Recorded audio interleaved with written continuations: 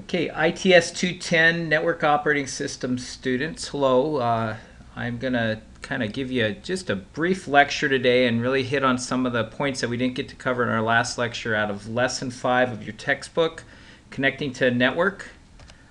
We looked at the OSI reference model, and I was going to suggest as maybe a little research project as you're watching through this, maybe just do a little quick Google or Wikipedia or whatever your favorite reference model is out there.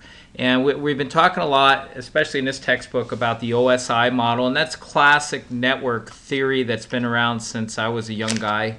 And you can take a look at the 7 different levels or 7 different layers of the OSI model. But one I would encourage you to look into, there's the TCP/IP model. And what it does is it only has 4 levels. And I'm going to really speak to those because I think they're more applicable as we start looking at maybe a little more of applied background, a little less of a theoretical background here. With the TCP/IP model, the lowest level again is the physical layer. The next layer above that is the IP, and then there's the TCP, and then there's application layer. Okay, so it's not exactly that. I'm rattling it off the top of my head this afternoon, but you get the idea here. So that things that happen at the application level are the same between the two, and at the physical level or the network level, they're the same there too. And then we look at the IP addressing, and then the control protocol back and forth between the two there. All right, so majority of what we're going to talk about here in the first part of this lecture, we're not going to deal much with the physical, but we'll look at the network level, okay, especially when we start talking about IP addressing. And then everything else we're going to move up to more to the application level. So look that up. I will tell you too as I go through this, if you grab your textbook, so I'll pull some reference materials from there too. And I'm in lesson 5 here, and I'll probably start about page 150. Okay, so Windows 7, and one of the new, and I shouldn't say it's super new, but one of the things that you'll find that Windows 7 does have is this network discovery, which is meant more for I believe peer related networks. What it does is give you the ability to loosen up your firewall settings, and again, you guys have defined firewalls. Firewalls are here it's defined as a barrier, okay, but really firewalls turn ports on and off. Okay, that's a simple way of thinking of them, and they can be in your software, it can be in your hardware, and a lot of times we like to have them in both places. In your Windows 7 operating system, you have a software firewall, okay, and you can filter your IP packets based upon addresses, protocol numbers, port numbers. Okay, so you can close things down and just open up the ones that you're going to be using. Network, if you choose network discovery, what it's going to do is open it up so we can work with network other resources on our local area network. Okay, so I'm going to move forward here. I'll come back to this. My slides are just a little bit out of order here. So by doing that, you can set up a network map, which is a new Windows 7 tool. You can also do this in Windows XP, but there's some extra overhead to get that done. In fact, I'll point you to a reference out of your textbook here. So if you look on, and I'm in page 163 here. If you go back and read through this, for Windows XP users, there is a way to turn on your Windows XP machine, so it will also be recognized in the network discovery mechanism here. And so it controls 2 functions: whether a computer can be seen by other systems and whether a computer can share its resources. Okay, this will become more relevant when we go into chapter 6 and we start looking at resource sharing in a pure model. In more of a client-server model, you'll find that this becomes irrelevant because Active Directory takes care of this. Okay, so let me run back now. Let's talk about IP addressing. All right, and we mentioned this a little bit, that we do have automatic IP addressing, and this has commonplace if we go into a wireless connection somewhere. We never have to set up our IP address information. It's all done by DHCP. That's a server service, okay, and that can come off. I say server, that doesn't necessarily mean you have to have a Windows server. You know, a lot of times this is done with routers. Routers connect and offer a lot of same services that are duplicated on maybe a Windows server system too. So DHCP is a service that's run out in your network, and it leases out IP addresses. So a client comes on your network, it doesn't have an IP address, and it goes through a whole protocol where it'll see if there's a DHCP server. It will request a DHCP or an IP address from DHCP server. The DHCP server will respond, and then there's some acknowledgement information that goes back and forth there. Okay, so that's automatic TCP/IP. Let me throw something else in here, and I think it's just mentioned briefly in your textbook here, but it's really relevant stuff. So if we're going again, excuse me, I'm going to page through your textbook because I don't have great diagrams here, but I think what this will do is give you a little reference point here too. We have something called automatic private IP addressing. So we can also, and it's APIPA. All right. So if we connect our Windows system and we don't have an IP address and we don't have a DHCP server, it's like, then what? All right. So what will happen is that our Windows workstation will default to a automatic private IP address. In other words, it will give itself an IP address, and the range on it will be 169.131, and it'll start looking for other machines with that same first two octets. And if it finds one, it makes sure that it'll randomly assign the next two octets. It'll make sure that those aren't the same. Okay, and so what that does, let's say we have a whole network where our DHCP server goes down.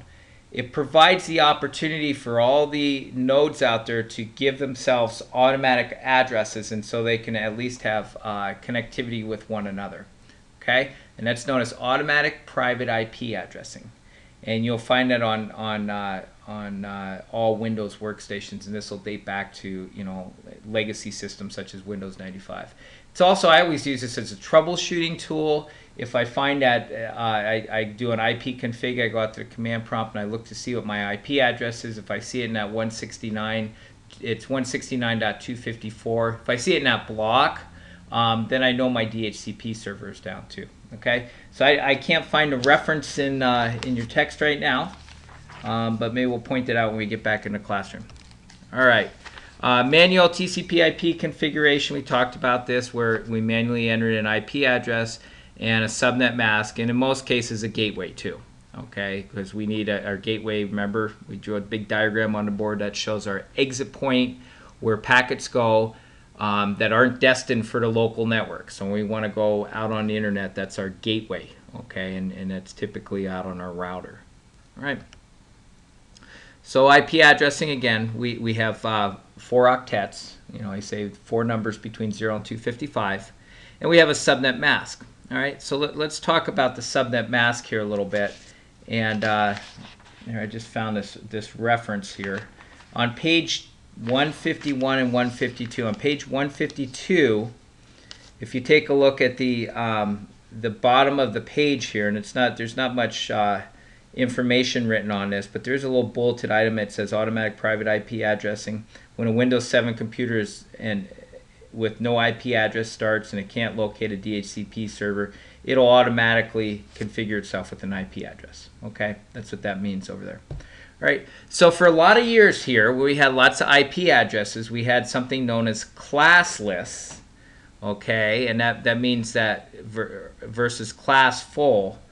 We had these two different concepts. Okay, so and you'll see this table on page 152, also table 5.1, that has address classes. And again, this is review from ITS 150 from your networking basics course. And we have these different IP address blocks and these address classes. You'll see this in table 5.2. You also find this in table 5.1 on page 151. So if you take a look at these, at one point we didn't use subnet masks. We didn't even worry about subnet masks, and we had IP address ranges, and so everything that went from 0. I'm messing on this table here.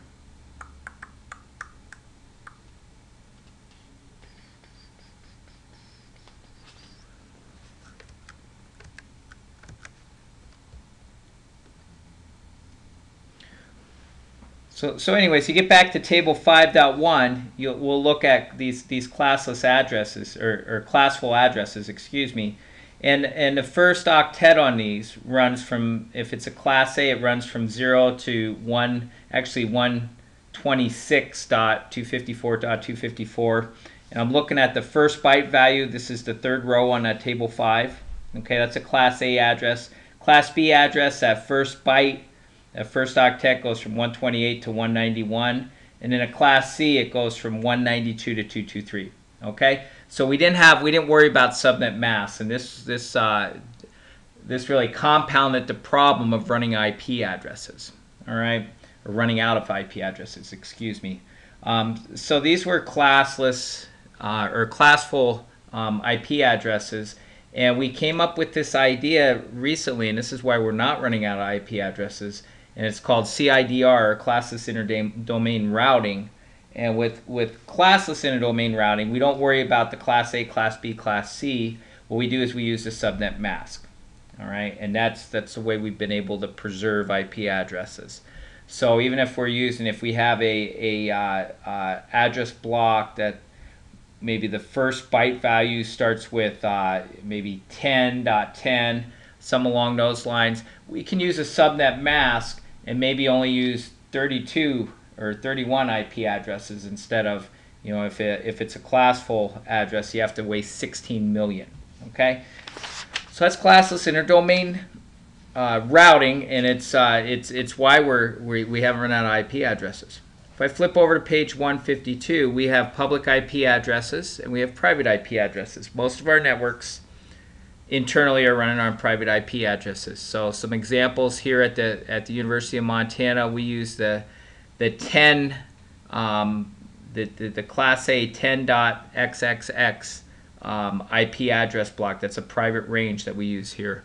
I know my local network at home defaults to the 192.168 block, a class C block, and that's built into a lot of DSL routers, and a lot of cable modems use that too. Okay, so we have private IP addresses, we have public IP addresses. And most of us are using private. And what we use is a service, and again, this is on page 152, called Network Address Translation, which allows me to map my private IP address to my public one when I need to do transactions across the internet. Okay, so when I want to connect across the public network, my router has a service running on it, or in this case, my little DSL modem or my cable modem, and modem's not the right word for those, I'll call them network device. They act as a firewall. They act as a network address translation server, and they also act as a DHCP server. So those little boxes that we might pay $70 for are pretty amazing boxes, and they allow us to translate from private IP addresses on our private network to a public, communicate out on the public network. All right, so I gave you a lot of material there. That's a lot to digest, so take some time and look through that, and again, if you have questions about it, maybe we can talk about it when we get back into class. All right, we know what the gateway is. That's our router address, or that's the exit point. That's where that's our front door out to the rest of the world. Okay, and then DNS, we have a DNS IP address, and DNS is our domain name services, and it provides a translation. I always use the analogy of a telephone book. If I'm going to call somebody, I have to look in the telephone book. I just can't say, okay, I want to call Jane Smith here. I go to the telephone book, I find Jane Smith in the directory or my DNS services, and I look at the number, just like I would an IP address. All right. Another command, because we have a number of different networking commands that are helpful, is the netsh command, netshell command. And what this allows us to do is to map IP addresses, or register or configure IP addresses and subnet masks and gateways, and bind them to a particular network adapter from the command prompt. Okay, you're saying, well, why would I want to do that? I have that nice little window that they give me, that nice little box. Well, if we ever are in a situation where we need to write a script, okay, and to configure something, this would allow us the tool to do that. What's kind of nice with both Microsoft's command prompt utilities and now PowerShell. So we can write scripts. So we can do a lot of this stuff we can automate in a script format. Okay.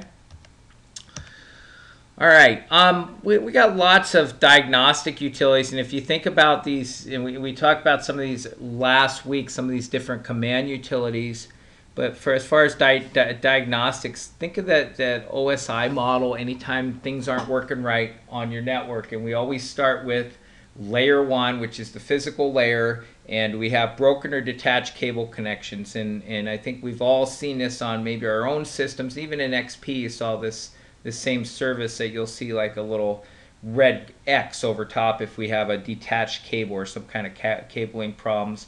We have there's diagnostics if we have duplicate IP addresses running, gateway problems that we have diagnostics built into our Windows 7 operating system to detect these. But we also have, if we know how to use these command utilities that we've described, those are ipconfig. ipconfig/all shows me all of my configuration settings, and there's a couple others too that I'll introduce to you that you should really get to know, and they're talked about in your textbook here. And excuse me while I page through this again.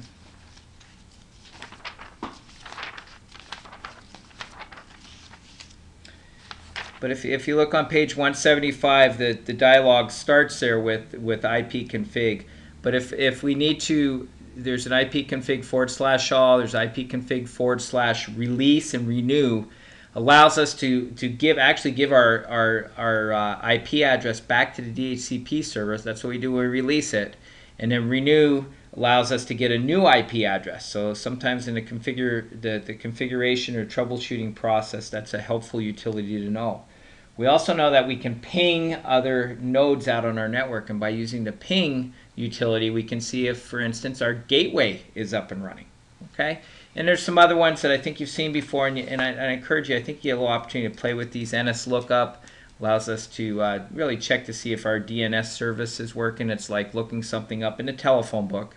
It's our analogy as our analogy that we used earlier. Traceroute allows us to trace across multiple hops on a network, and then Netstat.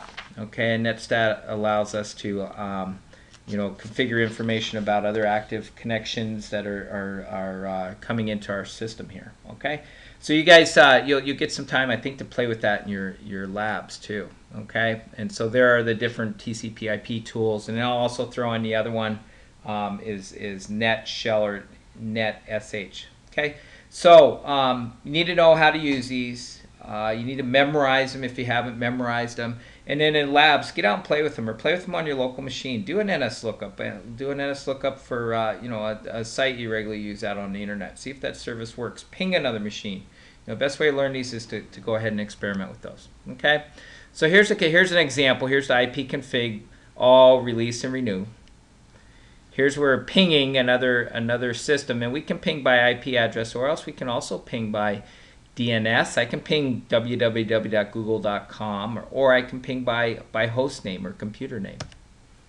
Okay, and then here's definition for traceroute. Okay, so it goes and it identifies all the different layer. What do we got here? We got routers now. It's not going to identify layer 1 devices. It's going to be identifying, though it should identify your layer 3 devices. Okay. All right, and then let's look up.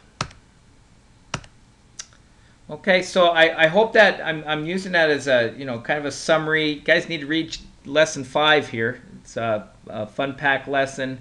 If you're having troubles with any of these different features or concepts, I'd encourage you to try them. Try some of these tools, and you can definitely do that in your virtual labs too, or you can do that on your home systems.